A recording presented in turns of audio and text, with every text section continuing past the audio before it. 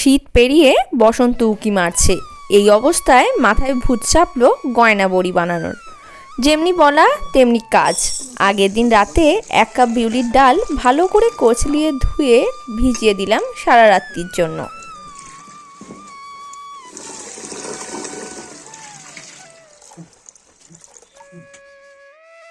সারা রাত ডালটা ভেজানোর পর বেশ খানিকটা ফুলে উঠেছে। এখন আমি এটা একটা স্মুথ একটা পেস্ট বানিয়ে নেব। আমি মিক্সার গ্রাইন্ডারেই করছি, আপনাদের পছন্দ হলে সিলেতেও বাটতে পারেন। দেখুন খুব ভালো একটা পেস্ট হয়ে গেছে।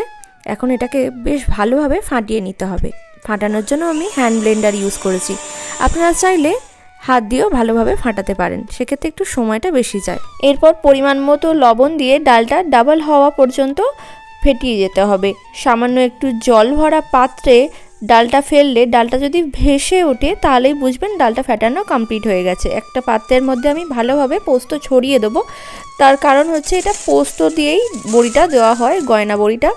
এরপরে আমি একটা পাইপিং ব্যাগের মধ্যে ভালোভাবে ডালটা ভরে নেব। আমার কাছে সেই রকম কোনো গয়না বড়ি দেওয়ার মতো মোল্ড নেই, বা যেটা দিয়ে দেওয়া হয় ওই নজলটা নেই, সেই জন্য আমি এখানে পাইপিং ব্যাগ ইউজ করেছি। যাদের কাছে এই পাইপিং ব্যাগ না থাকবে তারা দুধের প্যাকেটও ইউজ করতে পারেন। দেখুন কিভাবে দেওয়া হচ্ছে, তারপরে ইচ্ছা মতোভাবে ডিজাইন করলেই রেডি হয়ে যাবে গয়না বড়ি। অবশ্যই এটাকে রোদে দিতে হবে। দেখুন আমি কিভাবে করছি ঠিক ডিজাইনগুলো। গয়না বড়ির ডিজাইন সাধারণত এই রকমই হয়। একটা ইম্পর্টেন্ট কথা, সেটা হচ্ছে আপনারা চাইলে পোস্তর বদলে তিলও ব্যবহার করতে পারেন। সেক্ষেত্রে তিলটাকে একটু শুকনো খোলার মধ্যে মানে শুকনো কড়ায় নেড়ে নেবেন, নেড়ে নিয়ে তারপরেই তিলটা এইভাবে ছড়িয়ে দিয়ে ইউজ করতে পারেন। দেখুন খুব সুন্দরভাবে ডিজাইন আমি তৈরি করেছি। চাইলে এই ডিজাইনগুলো ভিডিওটা পজ করেও দেখে নিতে পারেন।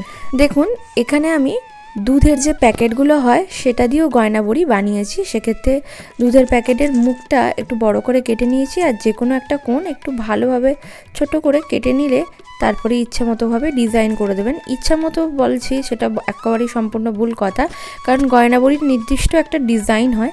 ডিজাইনগুলো আপনারা একটু দেখে নেবেন, এই রকমেরই হয়ে থাকে। তো মোটামুটি ভালোই হচ্ছে, খুব একটা খারাপ হচ্ছে না। কারণ এই যে টেট্রা প্যাকগুলো হয়, এটা টেট্রা প্যাক নয়, এই প্লাস্টিকের প্যাকগুলো দিয়ে মোটামুটি হয়ে যায় আর কি। কারণ সব সময় তো ওই যে কাপড়, গয়না বড়ির একটা বিশেষ কাপড়, তারপরে একটা নজল, এগুলো তো আমরা সবসময় পেয়ে উঠবো না। তো হাতের কাছে যেটা থাকবে সেটা দিয়েই তৈরি করতে হবে। গয়না বড়িগুলো দেওয়া না কমপ্লিট হয়ে গেছে। আমি এই বড়িগুলোকে 2 দিন প্রায় 8 ঘন্টা ধরে রোদ খাওয়ানোর পরে এই অবস্থায় এসছে।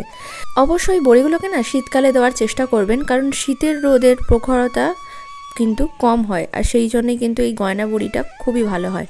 গয়না বড়িতে খুব বেশি প্রখর রোদ খাওয়ালে কিন্তু খুব একটা ভালো বড়ি আসবে না। এটা ছিল আজকে ছোট্ট একটা টিপস। দেখতেই পাচ্ছেন ডিজাইনগুলো না খুব সুন্দর হয়েছে, একদম খুব ডেলিকেট আর খুব সফট হয়েছে। মানে বড়িগুলো দেখতেই পাচ্ছেন ফাট ধরে গেছে। এবারে হালকা করে তেলেতে ভেজে নিয়েছি। অবশ্যই তেলটা কিন্তু একদম মিডিয়াম রাখবেন, বেশি হাই ফ্লেমে দিলে তাড়াতাড়ি লাল হয়ে যাবে এবং ভাজাটা মুচমুচে হবে না। এরপরে আর কি, ভাত, ডাল, অল্প একটু লেবু আর বড়ি ভাজা, সাথে আমি 2টো হিঞ্চের বড়াও নিয়েছি। দারুণ জমে গেছে। ভিডিওটা কেমন লাগলো জানাতে ভুলবেন না। ভালো লাগলে অবশ্যই চ্যানেলটা সাবস্ক্রাইব করুন। আজকের মতো আসি, টাটা।